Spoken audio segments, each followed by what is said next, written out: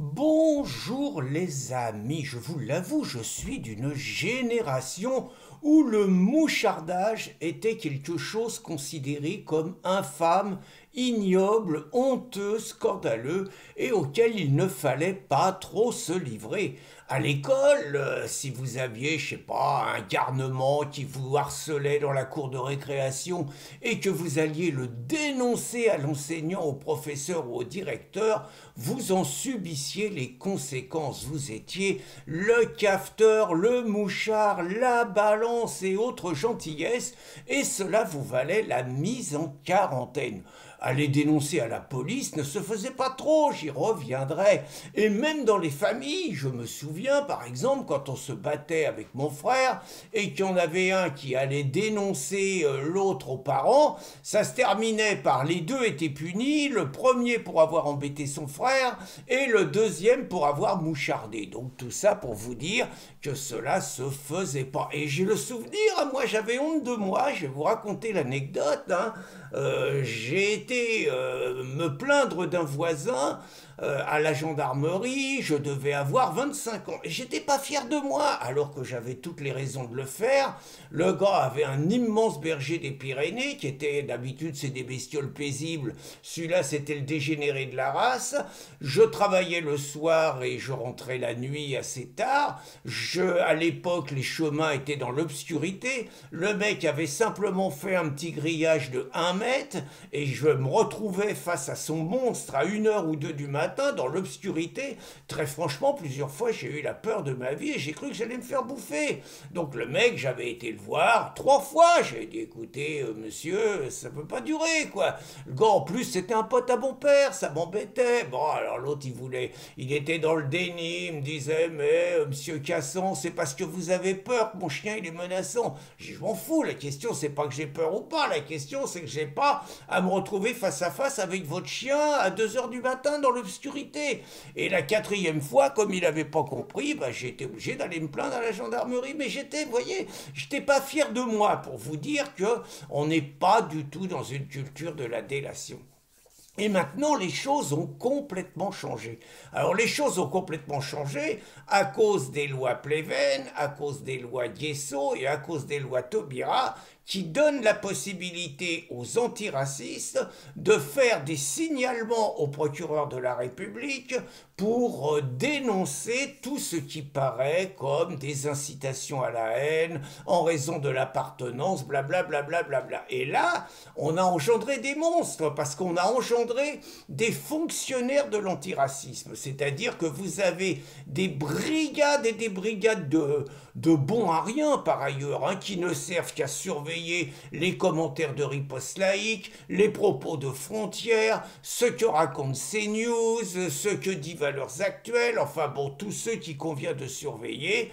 Et dès que les mecs osent parler de l'islam ou osent parler de l'immigration, c'est naturellement immédiatement la délation. Et comme si ça suffisait pas, on avait déjà ces parasites de l'antiracisme, gavé de subventions. Valls nous a collé la DILCRA, un truc supplémentaire, pour caser son copain Clavrolle, un préfet que plus personne ne voulait tellement il était bon. Donc ils l'ont collé là et ça fait encore des dizaines et des dizaines de fonctionnaires supplémentaires. Donc on est passé de la honte quelque part de la délation à la culture du signalement, donc à la culture de la délation. Et parmi les spécialistes, alors il y a naturellement les 10 antiracistes, maintenant il y a les homosexualistes, parce que vous avez SOS Homophobie et l'association Mousse aussi, qui multiplient, ils ont compris que les antiracistes gagnaient du fric, donc ils se disent, nous avec les LGBT, on va faire pareil, on va ramener du fric.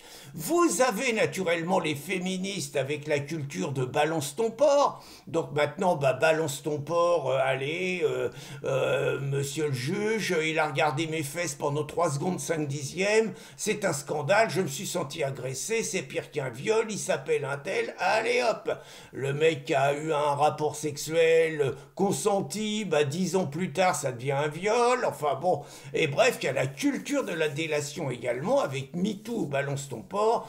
Mais les plus forts dans la culture de la délation, il faut le reconnaître, c'est les filles, c'est les insoumis, c'est les gauchos. Je vous ai mis 4 exemples là, pour vous montrer ce que c'est le quotidien et comment... alors là, c'est des députés, hein, c'est des élus qui font donc bosser leurs attachés parlementaires. Alors certains diraient que eux, c'est pas un travail fictif, effectivement, c'est un travail de mouchard. Les attachés parlementaires, ils sont payés pour moucharder leurs adversaires politiques. Alors, je vous montre 4 exemples. Là, c'est quand même assez révélateur. Premier exemple, vous avez Mathilde Panot, donc, qui est quand même la cheftaine des députés et les filles.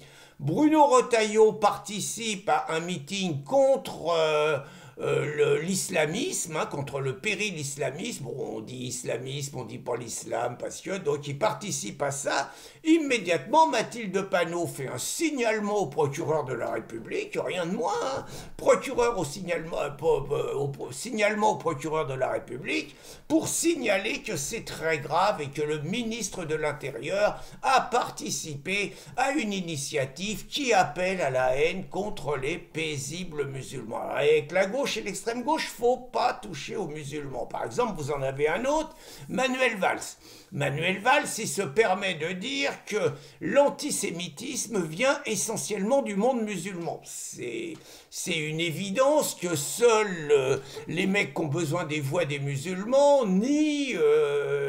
Sinon, c'est clair que c'est comme ça partout dans le monde. On sait tous que Mein Kampf est le livre le plus lu dans les pays arabo-musulmans. Et donc c'est évident. Et il se trouve un député, Lucas, un véritable petit commissaire politique, celui-là, donc qui, chez Bourdin, raconte qu'il saisit le procureur de la République, parce que c'est très grave ce qu'a fait Manuel Valls. Il paraît qu'on n'a pas le droit de signaler que dans la communauté française, il y a aussi des musulmans. Il paraît que ça serait segmenter la société française. Vous voyez quand même un petit peu où on en est. Alors vous en avez une autre excellente aussi, encore une LFI, c'est la Marie Mesmer, dont on dit qu'elle serait, allez, je vais la jouer de jeune, dont on dit qu'elle serait la meuf à Loulou Lacam, incroyable. Hein, bon.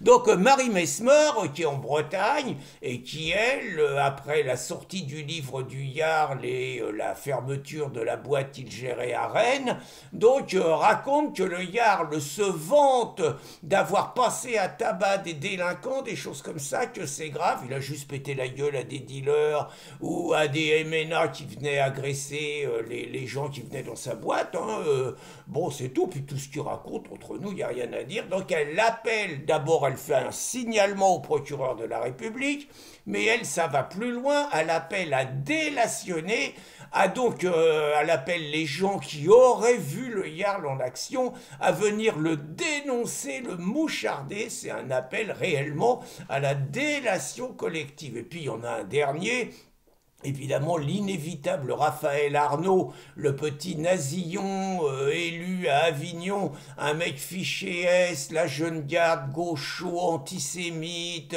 multiplie les agressions à 10 contre 1 contre des adversaires politiques, un vrai milicien, et qui lui donc a l'air d'avoir un problème avec la cheftaine de Némésis, Alice Cordier, qu'il a déjà menacé une fois de mettre une balle dans la tête si elle venait à Lyon, impunité totale, hein. Faut dire qu'il se dit qu'il délationne aussi ses adversaires politiques à la police, hein, ça se dit dans un reportage sur Frontières. Donc je reviens, Alice Cordier dit que les fêtes de l'Aïd, ça la confirme qu'il y a trop de musulmans en France. Allez hop, délation à la commande d'Entour. Raphaël Arnaud se plaint également au procureur de la République. Donc tout ça pour vous dire que je vous disais au début que la culture du mouchardage était quelque chose d'honteux avant. Dans les années 40, on se rappelle quand même que c'était les heures les plus sombres de notre histoire, et qu'il y avait des nombreux mauvais Français, on les appelait les bons Français, hein, qui dénonçaient les résistants à la Commande d'Antour. On appelait au début du XXe siècle les enseignants qui allaient dans les écoles de la République pour essayer de déchristianiser l'école et d'en faire une école de la République. On les appelait les hussards de la République. Eh bien aujourd'hui, nous avons les gauchistes, nous avons les antiracistes, nous avons les féministes qui sont les nouveaux mouchards de la République. Bonne journée les amis!